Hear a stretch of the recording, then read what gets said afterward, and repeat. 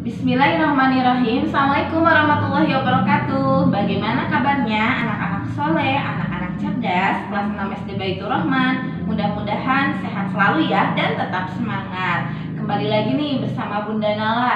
Nah, dalam video pembelajaran kali ini kita akan belajar pembelajaran tematik muatan ilmu pengetahuan sosial. Yang akan Bunda Nala sampaikan yaitu tentang makna proklamasi kemerdekaan bagi bangsa Indonesia. Kita telah mengetahui bahwa negara Indonesia merdeka pada tanggal 17 Agustus 1945, di mana teks proklamasi dibacakan oleh Presiden pertama kita dan Wakil Presiden pertama kita, yaitu Insinyur Soekarno dan Mohatta. Nah, apa sih sebenarnya makna proklamasi bagi bangsa Indonesia?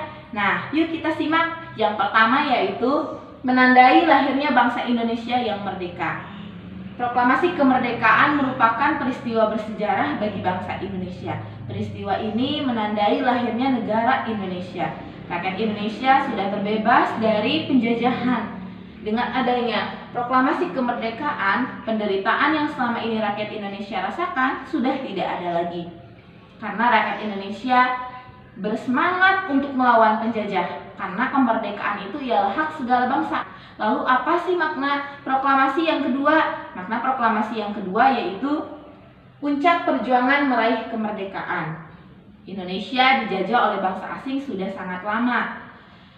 Para golongan tua, muda, rakyat Indonesia mengangkat senjata untuk melawan penjajah. Namun pada saat itu belum mengalami kemenangan karena rakyat Indonesia masih terpecah belah dan perjuangan masih bersifat kedaerahan.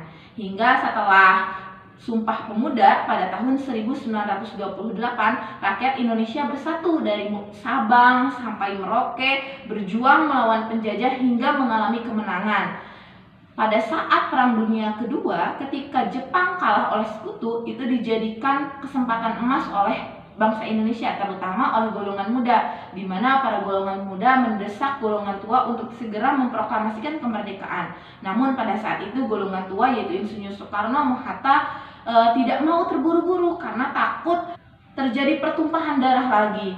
Nah, namun setelah adanya kesepakatan, adanya diskusi di antara golongan tua dan golongan muda, akhirnya pada tanggal 17 Agustus 1945 dibacakanlah teks proklamasi. Kemudian makna proklamasi yang ketiga yaitu pengakuan dunia luar. Sebelum proklamasi kemerdekaan, Indonesia dikenal oleh bangsa luar sebagai bangsa yang dijajah oleh negara asing, dimulai dari Spanyol, Portugis, kemudian Inggris, Belanda, dan juga Jepang.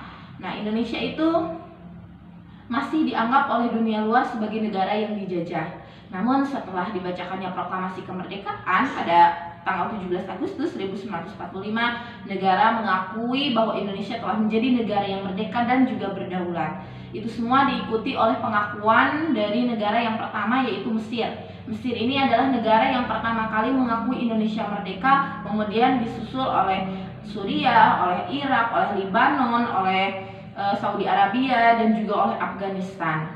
Kemudian apa sih makna proklamasi kemerdekaan yang keempat? Yang keempat yaitu bukti Indonesia bangsa yang mandiri. Ketika Indonesia telah mengumumkan kemerdekaannya dan juga diikuti oleh pengakuan dari negara asing yang pada saat itu Jepang sebenarnya sudah menjanjikan kemerdekaan bagi bangsa Indonesia, namun pada saat itu para pemuda tidak mau berpangku tangan pada Jepang. Para pemuda Indonesia ingin hasil kemerdekaan itu adalah hasil dari perjuangan rakyat Indonesia.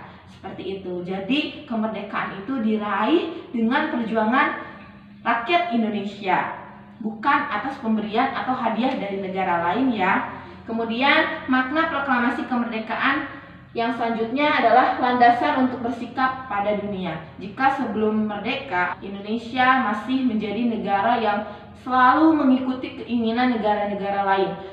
Namun setelah Indonesia merdeka atau telah dibacakannya proklamasi kemerdekaan dan seluruh dunia sudah tahu bahwa Indonesia telah menjadi negara yang merdeka, maka Indonesia menjadi negara yang memiliki sikap bagi bangsa-bangsa lain. Contohnya seperti Indonesia bergabung dalam perdamaian dunia, yaitu adanya pembentukan gerakan non-blok, artinya gerakan blok timur dan juga blok barat. Blok timur yaitu Uni Soviet dan blok barat yaitu Amerika Serikat. Dan Indonesia itu non-blok, artinya Indonesia itu bersifat netral. Dan Indonesia juga menjadi penggagas bagi kemerdekaan negara-negara di Asia Afrika, yaitu gabung di Konferensi Asia Afrika pada tahun 1955. Nah, itu ya makna proklamasi kemerdekaan. Yang pertama yaitu menandai lahirnya bangsa Indonesia yang merdeka. Kemudian yang kedua, puncak perjuangan meraih kemerdekaan. Yang ketiga, pengakuan dunia luar. Yang keempat, bukti Indonesia bangsa yang mandiri. Dan yang kelima yaitu landasan untuk bersikap pada dunia. Jadi kita harus bangga menjadi negara Indonesia karena kemerdekaan yang kita raih itu adalah hasil perjuangan rakyat Indonesia. Nah, yang bisa kita terapkan dalam kehidupan sehari-hari untuk memaknai proklamasi kemerdekaan, yang pertama bisa kita terapkan di lingkungan rumah. Contohnya seperti apa sih Bunda? Contohnya membantu orang tua di rumah, kalian membantu ibu memasak, atau yang Rijal membantu ayah membersihkan mobil dan lain sebagainya, melakukan hal-hal kecil yang sederhana. Kalian sudah menghargai peristiwa proklamasi kemerdekaan. Kemudian menghormati kedua orang tua, tidak membangkang, tidak melawan. Kemudian yang selanjutnya hidup rukun dengan adik, dengan saudara-saudara. Kemudian yang selanjutnya bangga memakai produk atau pakaian asli buatan Indonesia.